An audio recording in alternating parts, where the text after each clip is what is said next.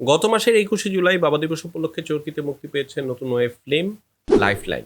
বাবা আর সন্তানের সম্পর্ক নিয়ে এটার গল্প পরিচালনা করেছেন কাজী আসাদ, যিনি এর আগে চরকির জন্য আধুনিক বাংলা হোটেল নামে একটা ওয়েব সিরিজ বানিয়েছিলেন। মেইন কাস্টে আছেন বিদ্যা সিনহা মিম, রেজওয়ান পারভেজ আর গাজী রাকায়েত। সাথে আছেন খায়রুল আলম সবুজ আর আখমো হাসান। লাইফলাইনের জনরা হলো সোশ্যাল ফ্যামিলি ড্রামা। আজকে কথা বলবো এই ওয়েব ফিল্মটির গল্প, অভিনয় এবং টেকনিক্যাল নানান দিক নিয়ে। আর শেষে থাকবে আমার রেটিংটা জানতে হলে শেষ পর্যন্ত ভিডিওটা দেখুন। লাইফলাইনের যে গল্প সেটা হচ্ছে অনন্যা নামে একটা শহুরে মেয়েকে নিয়ে, যার চরিত্রে বিদ্যা সিনহা মিমে অভিনয় করেছেন। সে হুট করে একটা গ্রাম্য এলাকায় রওনা দেয়, যেখানে যেতে বাইক লাগে। অন্য কোনো গাড়ি দিয়ে সেখানে যাওয়া যায় না। যে জার্নিতে তার সঙ্গী হয় বাইক ড্রাইভার কোরবান, যে চরিত্রে রেজওয়ান পারভেজ অভিনয় করেছেন। কোরবান কিন্তু এই গল্পের হিরো না, সে হলো সেফ একজন গাইড। অনন্যা হলো এখানকার হিরো। প্রিয়জনের ভালোবাসার টানে একজন মানুষ কত দূর যেতে পারে আর কি কি হারানোর ঝুঁকি নিতে পারে, এই গল্পে অনন্যা চরিত্রের মাধ্যমে লাইফলাইনে দেখানো হয়েছে। গল্পটা এমনিতে খুব সিম্পল, কিন্তু এর ভেতরে আবার অনেকগুলো লেয়ার আছে। প্রথমত গল্পটা শুরু হয় খুব ইন্টারেস্টিং ভাবে। অনন্যার মধ্যে যে একটা ডেসপারেশন থাকে সেটা শুরুতেই আপনাকে হুক করে ফেলবে।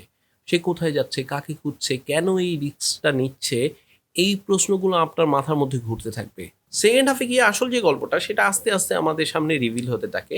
সেখানে গিয়ে আমরা আহমদ হাসানের গল্পটা এবং খায়রুল আলমের সবুজের ক্যারেক্টারটা দেখতে পাই। থিমের দিক থেকে দেখলে লাইফলাইন আসলে একটা সময় এবং সম্পর্কের গল্প। এই ধরনের জার্নি বেসড ফ্যামিলি ড্রামার গল্প এর আগে আমরা অনেক সিনেমায় দেখেছি।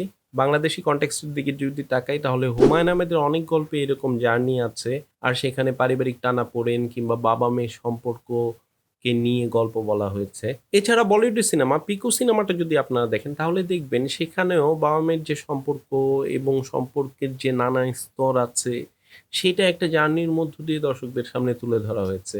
লাইফলাইন আবার সেই তুলনায় অনেক বেশি মিনিমালিস্টিক, বাজেটও অনেক কম, কিন্তু ইমোশনাল যেই অ্যাটাচমেন্টটা সেটা কিন্তু এইখানে পাওয়া যায়। মানে ইমোশনালি এই গল্পটা সৎ থাকার চেষ্টা করেছে। পাশাপাশি সিস্টেমের নানা লুপহোলকেও এখানে দেখানো হয়েছে। এখানে চিকিৎসা ব্যবস্থা নানা অসঙ্গতি, পাশাপাশি অর্গান ট্রাফিকিং এর মতো সিরিয়াস বিষয় নিয়েও কথা বলার চেষ্টা আছে। কিন্তু সেটা আবার খুব যে ডিরেক্টলি এমন না, বরঞ্চ ইমোশনের আড়ালে পলিটিক্সটাকে লুকিয়ে রাখা হয়েছে।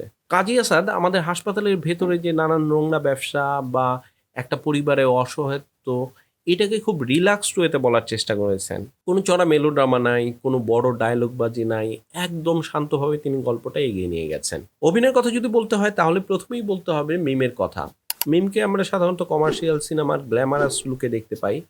এইখানে তিনি আর তার ক্যারেক্টারটা অনেক বেশি গ্রাউন্ডেড আর বাস্তবসম্মত মনে হয়েছে।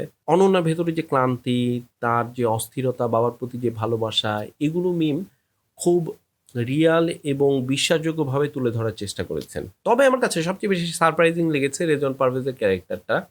কোরবান ক্যারেক্টারটা এমনিতে একটা রাফ অ্যান্ড টাফ ক্যারেক্টার, কিন্তু তার মধ্যে আবার একটা নরম মনও আছে। এই যে ট্রান্সফরমেশনটা সেইটা রেজনের চরিত্রের মাধ্যমে, অভিনয়ের মাধ্যমে খুব ভালোভাবে প্রকাশ পেয়েছে।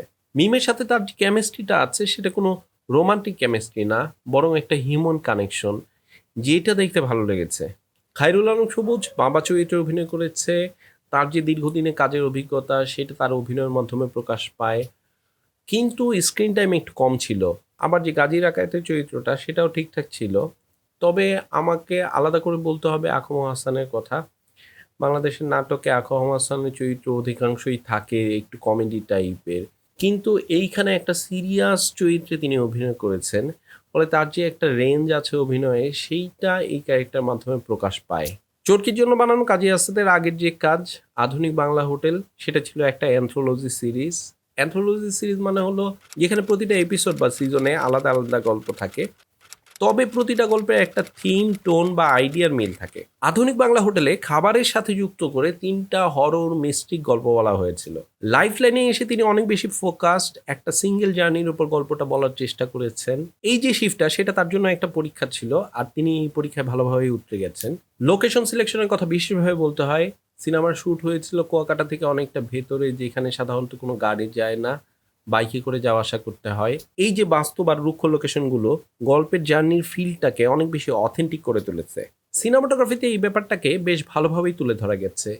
ড্রোন শটগুলো কেবলমাত্র যে লোকেশন দেখানোর জন্য ইউজ করা হয়েছে এমন না। অনন্যার ভেতরের যে একাকিত্ব এবং বিশাল প্রকৃতির মধ্যে তার যে অসহায়ত্ব, সেইটাকে বোঝানোর জন্য ইউজ করা হয়েছে।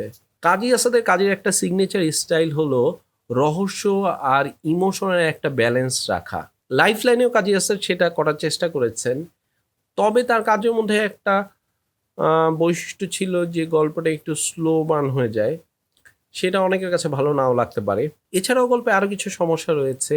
তার মধ্যে একটা হলো গল্পের যে টাইম ডিউরেশন সেটা কম থাকাতে এবং গল্পের যে পরিসর সেটা ছোট হওয়াতে অনেকগুলো ক্যারেক্টারকে ঠিক সেইভাবে ডেভেলপ করা যায় নাই। বিশেষ করে গাজী রাকায়েতের যে ক্যারেক্টারটা আছে সেইটা আমার কাছে মনে হয়েছে অনেক বেশি আনইউটিলাইজড রয়ে গেছে। সেটাকে আরো বেশি ডেভেলপ করার সুযোগ ছিল।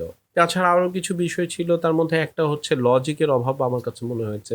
যেমন অনন্যা একা, একা গ্রামের ভেতরে একেবারে সীমান্তের পাশে প্রত্যন্ত অঞ্চলে একা, একা চলে যায়। এটা আমাদের দেশে যে প্রেক্ষিত, মেয়েদের যে অবস্থান সেখানে কতটা বাস্তবসম্মত সেটা নিয়ে প্রশ্ন থাকতে পারে। তাছাড়া শেষে নকল টাকার যে ঘটনাটা দেখানো হয়েছে সেইটার কোনো প্রয়োজন ছিল না। গাজী রাকায়েত যদি তার ফোনটাই বন্ধ করে রাখতো তাহলেই কিন্তু তাকে আর খুঁজে পাওয়া যেত না। ফলে সেইটাও একটা লজিকের অভাব মনে হয়েছে। আবার শেষে এসে গল্পটা অনেক বেশি আমার কাছে প্রেডিক্টেবল মনে হয়েছে। ভালো জিনিসের মধ্যে সবচেয়ে আসল যেই ব্যাপারটা সেটা হচ্ছে এর ইমোশনাল কোর। যারা ইমোশনাল গল্প দেখতে পছন্দ করেন তাদেরকে এই গল্পটা নিরাশ করবে না। দ্বিতীয় ভালো লাগার বিষয়টা হচ্ছে এর লোকেশন। বাংলাদেশে যে এত সুন্দর লোকেশন আছে এই ছবিটা না দেখলে আপনার বিশ্বাসই করতেন না। তারপর হচ্ছে অভিনয়, লিড কাস্ট থেকে শুরু করে সাপোর্টিং কাস্ট এখানে প্রত্যেকেই তার সেরা অভিনয়টা করার চেষ্টা করেছেন। যারা ফ্যামিলি রিলেশন নিয়ে একটা ইমোশনাল রিল্যাক্সড গল্প দেখতে পছন্দ করেন তাদের জন্য লাইফ লাইন একটা ভালো চয়েস হতে পারে। ওটিটিতে আমরা যেমন অনেক বেশি high budget, high tense, high thriller দেখি, সেইখানে লাইফ লাইন অনেক বেশি সিম্পল, অনেক বেশি কম্প্যাক্ট একটা গল্প। আর এইটা খারাপ কিছু না। ফলে লাইফলাইনে আমার যে রেটিং সেটা হচ্ছে ১০-এর মধ্যে ৬। তো এই ছিল লাইফলাইন নিয়ে আমার রিভিউ। আপনারা যারা ছবিটা দেখেছেন তারা কমেন্টে আমাকে জানাতে পারেন আপনাদের কাছে কেমন লাগলো। আর যারা এখনো দেখেননি চরকিতে গিয়ে এই ছবিটা দেখে ফেলতে পারেন। আমার এই ভিডিওটা যদি ভালো লেগে থাকে তাহলে লাইক শেয়ার করুন। এই ধরনের আরও ভিডিও দেখতে চ্যানেলটাকে সাবস্ক্রাইব করতে পারেন। দেখা হবে পরের ভিডিওতে। ততক্ষণ পর্যন্ত ভালো থাকুন, সুস্থ থাকুন, সিনেমার সঙ্গে থাকুন।